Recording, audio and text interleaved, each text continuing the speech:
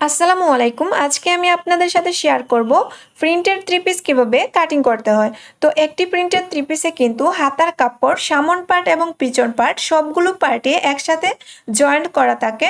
তো এই পার্টগুলো কিভাবে আপনারা সঠিক নিয়মে আলাদা করবেন এবং প্রিন্টের থ্রি পিস কাটিং করার সময় কিছু সমস্যায় পড়তে হয়, যেমন একটি পার্টের ডিজাইনের সঙ্গে অপর পার্টের ডিজাইনগুলো সঠিকভাবে মিলে না এবং একদিকে আঁকাবাঁকা হয়ে থাকে, অথবা একটি কাপড় উপরের দিকে উঠে থাকে এবং অপর কাপড়টি নিচের দিকে নেমে থাকে। তো এই সমস্যাগুলো কিভাবে সমাধান করবেন আজকের ভিডিওতে সম্পূর্ণ আমি আপনাদের দেখিয়ে দেব।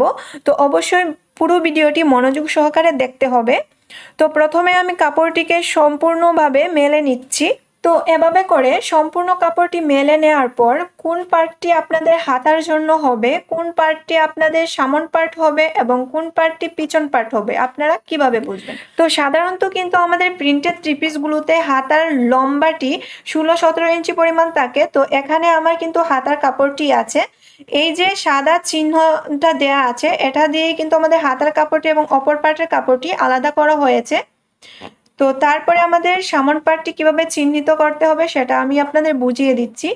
সামন পার্টে কিন্তু আমাদের সবসময়ই প্রিন্টেড থ্রি পিসে গলা ড্রয়িং করা থাকে। তো দেখেন এখানেও কিন্তু একটা গলা ড্রয়িং করা আছে এবং এই যে দাগটি আছে সাদা দাগটি, এই দাগটির দ্বারাই কিন্তু আমাদের পিছন পার্ট এবং সামন পার্টটি আলাদা করে নিতে হবে।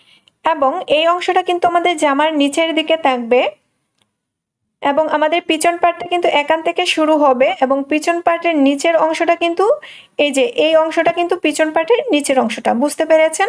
তো এবার আমি কিন্তু দাগ অনুযায়ী কাপড়গুলো আলাদা করে নিব। তো এই যে চিহ্নটা আছে এই চিহ্নটা যেভাবে আঁকা বাঁকা হয়ে আছে ঠিক সেভাবেই কিন্তু আমাদের কাপড়টি কাটিং করে নিতে হবে।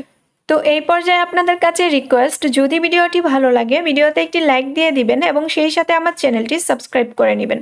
তো এবার আপনারা আরেকটু মনোযোগ সহকারে লক্ষ্য করুন। দেখেন এটা হচ্ছে আমাদের সামন পার্ট এবং এই যে চিহ্নটি আছে এই চিহ্ন বরাবর কিন্তু আমাদের কাটিং করে দুটি পার্ট আলাদা করে নিতে হবে এবং এই যে নিচে যে কালো কাপড়টি আছে এই কালো কাপড়টি দিয়ে কিন্তু আমাদের নিচের বর্ডারটি মুড়িয়ে দিতে হবে।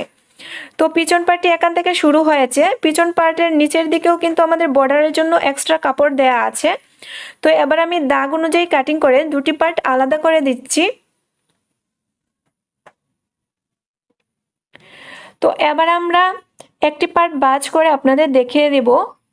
তো দেখেন আমরা যদি এভাবে কাপড়টিকে ভাঁজ করে নিই তো গলার ডিজাইনের ঠিক মাঝ বরাবর এভাবে ধরে আমাদের ভাঁজটি করে নিতে হবে।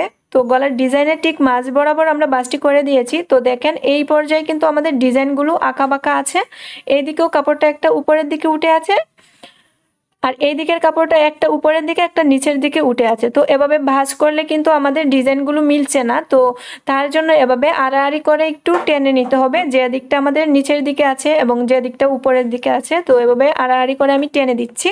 তো আপনারাও একই নিয়মে এভাবে একটু কাপড়টি টেনে দিবেন যদি আপনাদের ডিজাইনগুলো না মিলে, ঠিক আছে? তো আমি এভাবে একটু টেনে নিচ্ছি। তো টেনে নেওয়ার পর এবার আমাদের আবার ভাঁজ করে দেখে নিতে হবে। তো গলার ডিজাইনের এই যে মাঝ বরাবর এভাবে ধরে ভাঁজটি করে নিয়েছি। তো এবার দেখেন আমাদের কিন্তু সবগুলো ডিজাইন একটার সাথে আরেকটা মিলে গেছে। তো নিচের দিকেও দেখেন একদম পারফেক্টভাবে ডিজাইনগুলো মিলে গেছে। তো এভাবেই করে আমি অপর পার্টটিও ভাঁজ করে নিব। তো এবার আমি পিছন পার্টটি ভাঁজ করে নিচ্ছি। তো অফ ক্যামেরায় আমি পিছন পার্টটি ভাঁজ করে নিয়েছি। তো পিছন পার্টটি এভাবে ভাঁজ করে নেওয়ার পর এর উপর আমি সামন পার্টটি বিছিয়ে নিব। তো সমান করে বিছিয়ে নিতে হবে। তো দুটি পার্ট একসাথে আমি সমান করে এভাবে ভাঁজ করে নিয়েছি। তো এবার আপনারা দেখেন আমাদের সামন পার্ট এবং পিছন পার্ট দুটি পার্টের ডিজাইনগুলো মিলে আছে, নিচের দিকেও কিন্তু দুটি পার্টের ডিজাইনগুলোই মিলে আছে। তো এবার আমরা প্রথমে লম্বার মাপটি নিব। তো এখানে যে আমাদের এক্সট্রা কাপড়টা আছে এই এক্সট্রা কাপড়টা বাদ রেখে কিন্তু আমাদের লম্বার মাপটি নিয়ে নিতে হবে। তো এখানে আমি এখন লম্বার মাপটি নিয়ে নিচ্ছি এক্সট্রা কাপড়টি বাদ রেখে। তো এখানে আমার লম্বাটি এসেছে 42 ইঞ্চি পরিমাণ, তো আমি পুরোটাই নিয়ে নিচ্ছি। তারপরে আমাদের কাঁধের মাপটি নিয়ে নিতে হবে। তো আপনাদের কাঁধ যা হবে তার অর্ধেক নিয়ে নেবেন। তো আমাদের কাঁধ হচ্ছে 13 ইঞ্চি, 13-র অর্ধেক হচ্ছে 6.5 ইঞ্চি। তো এখন আমি কাঁধের মাপটি 6.5 ইঞ্চি নিয়ে নিব। তো 6.5 ইঞ্চিতে দাগ কেটে দিচ্ছি। তারপরে আমাদের বগলের মাপটি নিয়ে নিতে হবে। তো আমার এখানে কাঁধ যত এসেছে বগলের মাপটিও ঠিক সেম নিয়ে নিব। তো 6.5 ইঞ্চিতে দাগ কেটে দেওয়ার পর এবার আমি স্কেলের সাহায্যে দাগগুলো টেনে দিচ্ছি। তো এভাবে দাগটি কেটে নেওয়ার পর বডির মাপ নিতে হবে। তো আপনাদের বডি যা হবে তাকে 4 দিয়ে ভাগ করে 1 ভাগ নেবেন, তার সাথে আরও 1 ইঞ্চি বেশি নেবেন। তো আমাদের বডি হচ্ছে 34 ইঞ্চি, 34-এর 4 ভাগের 1 ভাগ হচ্ছে 8.5 ইঞ্চি। তো 8.5 ইঞ্চি নেওয়ার পর আরও 1 ইঞ্চি বেশি নিচ্ছি সেলাইয়ের জন্য। তারপরে কাঁধ থেকে এভাবে ফিতাটিকে ধরে 14 ইঞ্চিতে আমাদের কোমরের জন্য দাগ কেটে নিতে হবে। তারপর হিপের মাপটি আমি এখানে 21 ইঞ্চি নিচ্ছি, আপনারা চাইলে এখানে 20 অথবা 22 ইঞ্চিও নিতে পারেন। তো দুই সাইডে এভাবে দাগ কেটে দেওয়ার পর স্কেলের সাহায্যে দাগগুলো টেনে দিচ্ছি। তো দাগগুলো টেনে নেওয়ার পর প্রথমে আমাদের কোমরের মাপটি নিতে হবে। তো আপনাদের কোমর যা হবে তাকে 4 দিয়ে ভাগ করে 1 ভাগ নেবেন, তার সাথে আরও 1 ইঞ্চি বেশি নেবেন সেলাইয়ের জন্য। তো আমাদের কোমর হচ্ছে এখানে 30 ইঞ্চি, 30-এর 4 ভাগের 1 ভাগ হচ্ছে 7.5 ইঞ্চি। 7.5 ইঞ্চির দাগ কাটার পর আরও 1 ইঞ্চি বেশি নিয়েছি সেলাইয়ের জন্য। তারপরে আমি এখানে হিপের মাপটি নিচ্ছি। তো আপনাদের হিপ যা হবে তাকে 4 দিয়ে ভাগ করে 1 ভাগ নেবেন, তার সাথে আরও 1 ইঞ্চি বেশি নেবেন।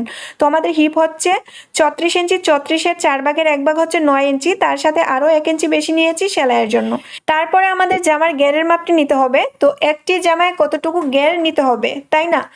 তো আপনাদের হিপ যা হবে তার সাথে আরও 2 অথবা 3 ইঞ্চি যোগ করে কিন্তু আপনাদের জামার ঘেরের মাপটি নিয়ে নেবেন। তো আমাদের হিপ ছিল 9 ইঞ্চি, 9-এর সাথে আমি আরও 2 ইঞ্চি যোগ করে নিচ্ছি। তো 2 ইঞ্চি যোগ করলে হয় 11 ইঞ্চি।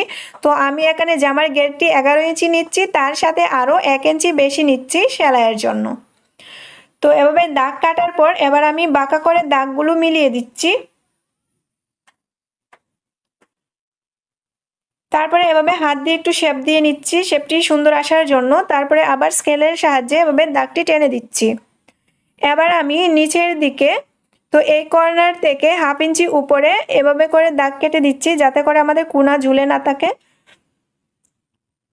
তারপরে এখান থেকে আমি 1 ইঞ্চিতে একটি দাগ কেটে দিচ্ছি। তারপর এই দাগের আরও 1/2 ইঞ্চি উপরে আরও একটি দাগ কেটে তারপরে এভাবে বগলের ঠিক মাঝ বরাবর একটি দাগ কেটে দাগটি এভাবে সুন্দর করে শেপ দিয়ে দিচ্ছি, মানে বগলের শেপটি এভাবে সুন্দর করে দিয়ে দিচ্ছি। তো এখানে একটি হচ্ছে আমাদের তালপাটের জন্য। তো প্রথমে আমরা এভাবে পিছন পাটটি সহ কাটিং করে নিব, তারপরে কিন্তু আমরা তালপাটের অংশটি কাটিং করে নিব।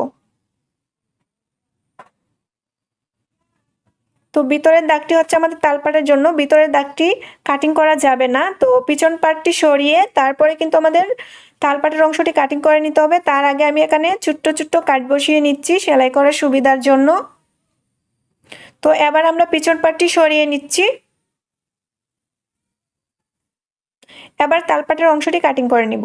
তো যারা আমার ভিডিওটি ফেসবুক পেজ থেকে দেখছেন তারা ভিডিওতে একটি লাইক দিয়ে ফেসবুক পেজটি ফলো দিয়ে রাখবেন, ঠিক আছে?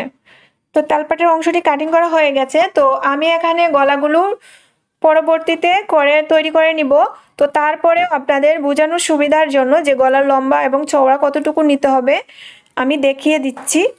তো গলার চওড়াটি নিতে হবে 2.5 ইঞ্চি পরিমাণ। তো আমি 2.5 ইঞ্চিতে দাগ কেটে দিয়েছি এবং গলার লম্বাটি এখানে আমি নিচ্ছি 5.5 ইঞ্চি পরিমাণ। আপনারা চাইলে এখানে 6 অথবা 7 ইঞ্চিও নিতে পারেন। তো এখানেও আমি 2.5 ইঞ্চিতে দাগ কেটে তারপরে এভাবে দাগটি টেনে গোল করে শেপ দিয়ে দিচ্ছি। তো এবার আমি পিছন গলাটিও ড্রয়িং করে নিব। তো পিছন গলার চওড়াটিও আমি এখানে 2.5 ইঞ্চি নিয়ে নিচ্ছি।